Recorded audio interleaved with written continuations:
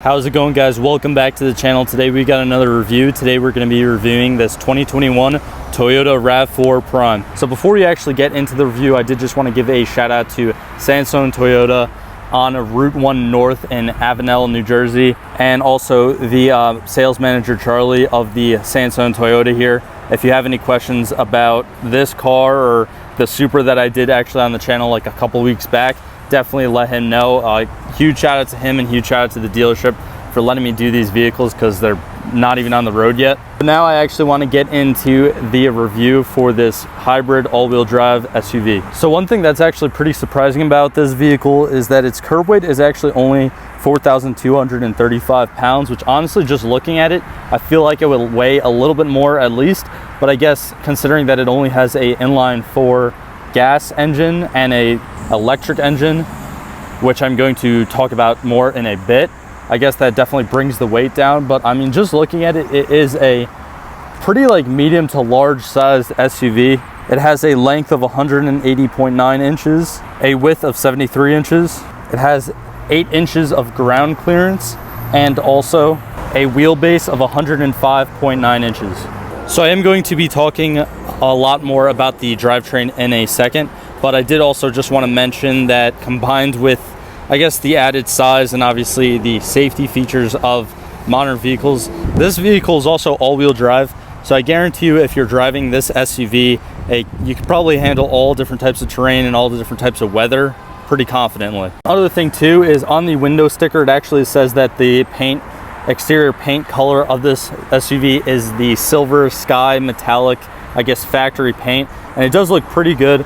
Honestly though, it says it's metallic. I can't see that much metal flake in it, and it does look a little bit lighter. It looks almost like silvery, but again, I still think it looks pretty cool along with the gloss black like fenders and just the different like black accents of the car.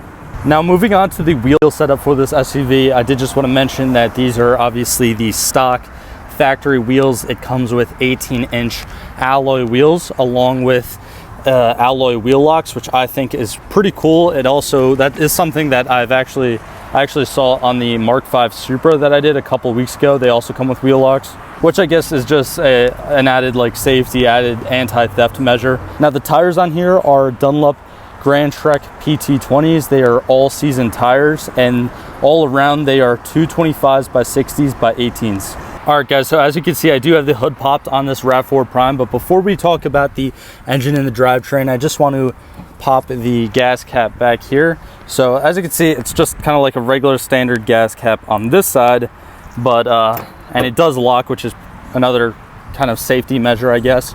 But on this side, you actually just kind of push this in, it pops open, and this is where the plug goes, because this SUV is a plug-in hybrid, which is, I just thought that was pretty cool. And it also is kind of funny to kind of see, I guess, two gas caps, not really gas caps, but 2 caps on both sides of the vehicle. All right, guys, so now underneath the hood of the Rav4 Prime, you can see the 2.5 liter inline 4 gas engine, and I believe right there, that's kind of like the battery that powers it. But this is actually the first hybrid vehicle that I've done on the channel, so correct me if I'm wrong, but I think that the engine and the battery are like kind of like 2 completely separate like, I guess, power sources for the vehicle. So yeah, just looking at the inline 4 engine for now, you have kind of like, I guess, your standard air box to the intake, to the throttle body there, and then this is the intake manifold, and then I guess the exhaust is on the other side. It's transversely mounted, so it is all-wheel drive. So I guess it has, you know, the differential in the front, as well as it has a drive shaft going to the rear. And somehow, again, I'm not entirely sure about electrical vehicles. I don't know like the mechanics and the technology behind it, but somehow this also powers those differentials, obviously, because it's a hybrid vehicle. Now, that being said, I don't know, I guess, the percentage of power that comes from the electric compared to the gas, but I did move this Prime to this like spot in front of the dealership before I started filming, and I have to say it's completely quiet when you're not really on the throttle, just kind of like coasting. So I'm definitely going to do a little, like, some pulls with this car and see kind of when, like, I guess the gas engine kicks in to the power band, or if it's actually the other way around. Again, I'm not entirely sure, but I do know that this inline 4 engine is a 4-valve per cylinder, double overhead cam, and again, it's naturally aspirated, and the combined power from the inline 4 and the electric battery is 302 brake horsepower at 6,000 RPMs. Now, what I find pretty interesting as well is that I guess these two power sources or whatever actually deliver the power through a continuously variable speed automatic transmission. Now, this SUV does have a 14.5 gallon fuel tank, and it does have 38 combined miles per gallon on average, which is pretty cool. And the overall range of this vehicle, I guess with the gas and the electric, is 580 city miles and 522 highway miles. So moving on to the interior, I am going to sit in the driver's seat and kind of show you guys the perspective from there in a second, but I did just kind of want to open all the doors and just show you how much room this SUV does have. Unfortunately, it's not a, I guess, 3-row SUV. It's definitely not like in that category with like the large SUVs or like a Suburban or something like that. But I mean, there's still plenty of space. Probably good for like, I guess, a smaller family, but still there's plenty of trunk space. And also the trunk is automatic, so you basically just open it and close it with the push of a button. Sitting in the driver's seat of this Rav4 Prime and just starting it up here, no engine noise whatsoever. I guess it's just on the electrical engine right now. Complete like digital, that looks kind of like, I guess, analog, but that is digital. As you saw, like it was just black before. Now I actually do hear the engine, which is pretty interesting. And all of this, I don't know if, yeah, that's not touchscreen, but the buttons are right on the side. And I actually really like the feel of this, I guess, shifter. I don't know what you call it, but it does have sport mode. So you can pop it in the manual mode. And actually, this is pretty cool. I guess it shows you, I don't know if that's really too informative, but it is, I guess, pretty cool. I guess that just tells you that everything's really working. Again, with hybrids, definitely be sure to let me know down in the comments below. But like, I don't know much about hybrids.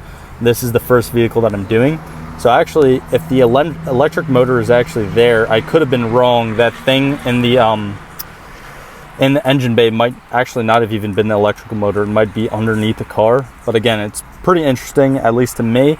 So yeah, without further ado, guys, we're going to take this thing for a drive, and I'll show you guys my initial reactions.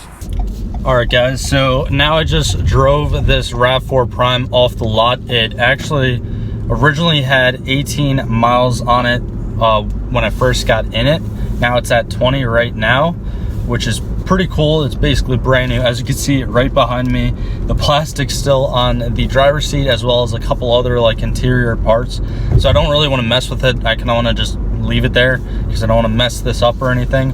But one thing that is pretty interesting is in the actual like dash cluster, obviously I can't really show you guys right now, but it actually does show you when there's like 2 gauges side to side. One represents, I guess, the power output of the electric engine, and one represents the power output of the inline 4 gas engine. So as you guys could probably tell, there's no engine noise whatsoever. There's like no mechanical noise. I mean, this car is brand new, and most of the time when you're just cruising along, it's actually using kind of like half and half. And I mean, an inline 4 gas engine with catalytic converters, with mufflers and all, it's not going to make that much noise to begin with. But when you're only using, you know, half of, I guess, that engine and half of the battery or whatever, it makes like no cabin noise. So it's very, very comfortable in here. There's a lot of interior like little features that I do want to mention, and one of them is actually the like the AC, I guess, controls right in the center here. Everything in this vehicle is very, very simplistic. It's not so like a lot of buttons like right in your face. There is a lot of controls on the actual steering wheel. As far as like in the center here, you have the big screen up top with the buttons for it on the side, and then you have kind of like the AC controls, and that's pretty much it. You have the parking brake, the electronic parking brake. Now, that being said, guys, I am going to put it in sport mode. It shows you the gear that it's in right in front of you. downshift, and yeah, once you downshift, once you get into the higher RPMs, immediately I just saw the gas engine go up, as well as the battery output also go up. Oh yeah. One thing too, the acceleration of this is actually, like, it actually accelerates pretty quickly. Like for an SUV, again, it only weighs like 4,200 pounds, 4,300 pounds, something like that. So even though it only makes 300 and something horsepower, I mean, I don't know the foot-pounds of torque because I wasn't able to find it, unfortunately. But I mean, it really, like, it accelerates very well. It took me by surprise for sure for the first pull. Yeah, it accelerates very, very good. That was kind of just like a pull from second gear. But I mean, that's it, because it's a brand new vehicle, so I don't want to beat on it. But that actually took me by surprise. I mean, for an SUV, I mean, I know there's fast SUVs out there. Just look at, you know, the Trackhawk or something like that, or the new Durango that I guess they're putting a Hellcat engine in. But I mean, that's pretty surprising, especially for, I guess, something that has a pretty small electrical battery. Again, I don't know the mechanics behind like electric vehicles, but for something that just has that and like a little naturally aspirated 4-cylinder, it actually accelerates very good, and it's still very, very comfortable in here when you do accelerate. You do obviously get more of the noise from the gas engine doing more work, getting up into those higher RPM ranges. But I mean, for the most part, it's still very, very quiet in here, very, very comfortable. And again, this is a brand new vehicle, so there's no like slop in the steering wheel. There's nothing. These kind of bucket seats hold you very good. It looks like in the center here, they can be heated as well as cooled, which is something that I think is pretty cool. I don't really like heated seats, but I do like the cooled seats a lot. When you come to a complete stop like I just did, the gas engine just shuts off completely. And even when you're just idling, because right now I'm at a red light and I'm kind of just like idling, no foot on the gas or anything, it's only using the electrical engine. Now I have to put my foot on the gas now to actually just the gas engine, I guess, kicked in. But that's actually pretty interesting. So when you come to a complete stop, it just shuts off the gas engine. And then when you go from that complete stop, there it shut off again. When you go from that complete stop and you just let off the brake, and the automatic vehicle just kind of goes a little bit, that is all electronical battery or whatever. That's all the battery doing that work, which is pretty interesting. So again, if I kind of confused you guys, it's basically you come to a complete stop, gas engine shuts off, you let off the brake an inch forward, that's all the electronical battery, like the battery doing the work. And then when you actually hit the gas again, the gas engine turns back on to just, you know, save on gas, which is pretty cool.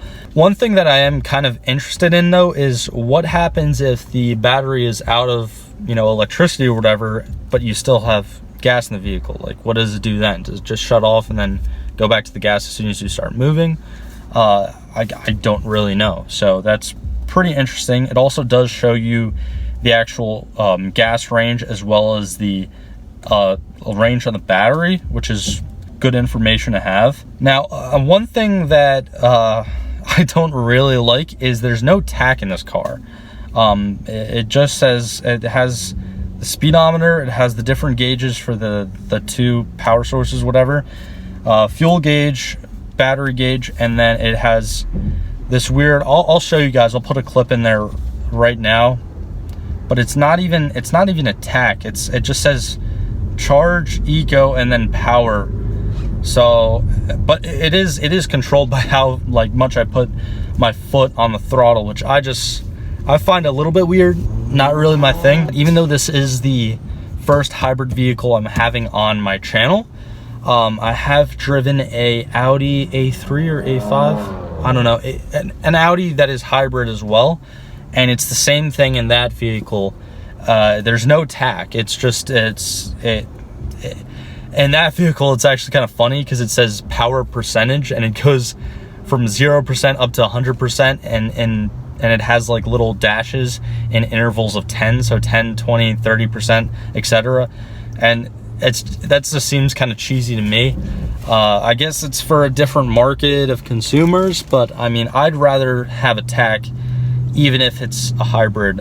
I don't know if I don't know if any manufacturer is going to do that anytime soon, but that is one thing that I have found pretty odd about hybrid vehicles.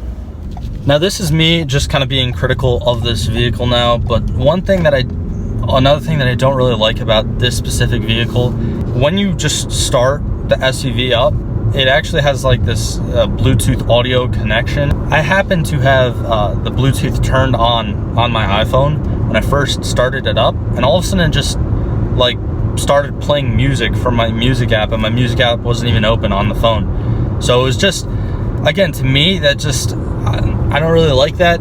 Some people, I guess, every time they go in the vehicle, they want the music just on.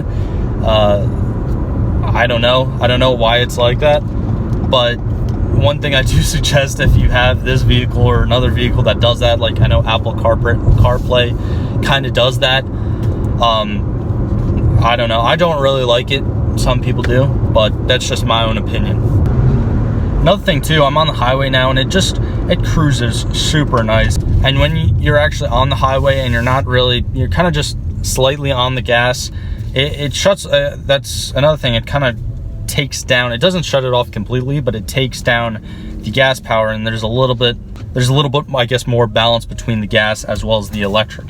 All right, guys, so now I'm actually back at the dealership now, so it's pretty much just gonna wrap up today's video. I hope you guys enjoyed this review. I hope it was informative, and to anyone, again, looking for this vehicle out here, huge shout out to Sansone Toyota in Avenel, New Jersey on Route 1 North.